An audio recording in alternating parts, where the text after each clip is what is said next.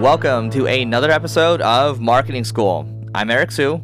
And I'm Neil Patel. And today we're going to talk about how to consolidate your marketing. So, Neil, what do you think the problem is today, given that we have all these different marketing solutions?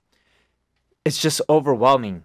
When you look at any person in marketing these days and they're trying to grow a company, whether it's from traffic, paid perspective, organic, all the tools out there, it's just so overwhelming. A, they don't know what to do first. B, they don't know how to do half these things because these tools are hard to use, they're complicated, and these marketing channels, new ones are continually popping up. There's not a ton of resources on how they work or how to get the most out of them either. Yeah, it's crazy. I mean, I look at all our stack right now, and I think in our marketing stack, we probably have like 40 tools or so, and we've consolidated that down from like 65, and it's still way too much. It's overwhelming. I hear that from the team. It's a lot of stuff, and my operations guy tells me all the time, and we need to continue to prune out our tools. But it's also difficult because it's like, well, with this tool, we're hooked in with Zapier, and we have like 5 webhooks to this one, and then all this, and then so what happens when we shut that tool down? We lose like 5 different things, and it starts to compound over time. And Neil and I, we talk about technical debt sometimes from a coding perspective, but this is also debt too. You can call it your marketing stack debt or your stack debt. Wait, how the heck do you still have 40 tools?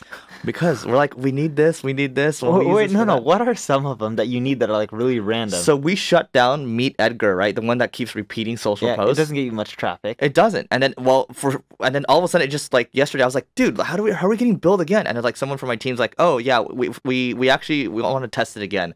And I'm just like, these tools, some of them resurface, like the ones I shut down. Why do you let them test it again? I would just be like, no. They have my card. So now it's like, I need to see. That's another thing. I get pissy when people charge my card for shit. Those monthly subscriptions, I get so angry. Because it's like death by 1,000 cuts. Like you're getting $9 here, $5 here, and it's just so overwhelming.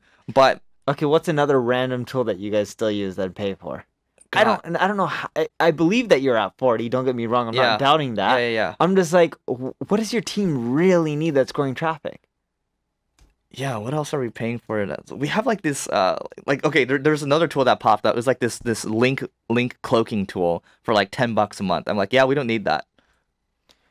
You know what I mean? Yeah. So with the problem with marketing is everyone wants to try the latest and greatest. I'm a big believer is you don't need much. Go back to the basics. Like I just focus on content marketing, SEO, paid ads, and that's pretty much it. And like I don't do much more than that. For social media, I post shit manually. I don't even use Buffer or Hootsuite. I know I can use them and I should, but I just do it manually. You just take them whenever you have a link and you just share it. How about the agency? How many tools are you guys using, you think? 15, 20? No, Google Analytics, Google Search Console, HubSpot for sales reps. We have a product management solution to deal with clients. Actually, to Neil's point, that you are consolidating there, because when you use a tool like HubSpot, it's got so many solutions. We were talking about before we started recording today how HubSpot is getting into chat, how they are getting into help desk as well. They're consolidating everything into one, and this is why people like using SAP. This is why they like using Oracle. Like to a lot of people, it's just like, well, they're so old, they're like dinosaurs, but it's simple for enterprises because they're all consolidated, right? Yeah, and I actually think that of that 4 tools, I think we only have 2 more. SEMRush, and we have, what's the other one? It's some reporting tool, like agency analytics. Yeah. So anyway, we're trying to get better at this. Neil's got it down already because Neil's more kind of OCD about this stuff. Yeah. Me, I just like trying everything, but I realized that that's causing a lot of problems now. So we're trying to cut down more and more and more.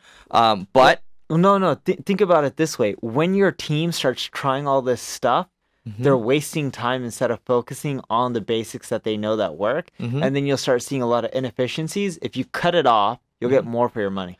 100%. This is why we're consolidating a lot of our CRMs, our emails, and all this different stuff into one thing. So we don't have to try 6 tools at once. You don't have to go to all these different spots because every single thought is a decision, and it can kind of confuse and screw people's days up. What I'll also say is a solution we talked about a couple episodes ago, using segment.io is going to allow you to basically consolidate a lot of your data and then from there, you're able to consolidate it into, 1, 2, or 3 different, like a HubSpot, for example. So you can consolidate your marketing stack. You can also consolidate your data too using a tool like segment.io. And I think you need to prune perhaps every quarter or so. If you're like me, you have too many tools. Like we're trying to ruthlessly prune until we get down to maybe 4 tools, like what Neil has. Probably not going to be as low as that, but yeah.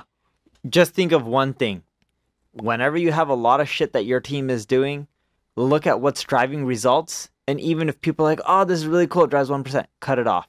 Have them focus on the stuff that's really moving the needle, because when they have more time to focus, you'll notice that the results from those things that are working will actually increase.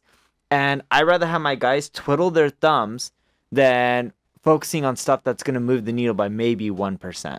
I think it's Google decision fatigue. That's the last thing I'll have to add. Google decision fatigue. You don't want your team members, your valuable team members who are smart, you're paying great salaries. You don't want them to be focusing on this stuff. You want to make their life easier, make it simpler for them. So that's it for today. But before we go to singlegrain.com/giveaway to check out our marketing tools to grow your business. And we'll see you tomorrow.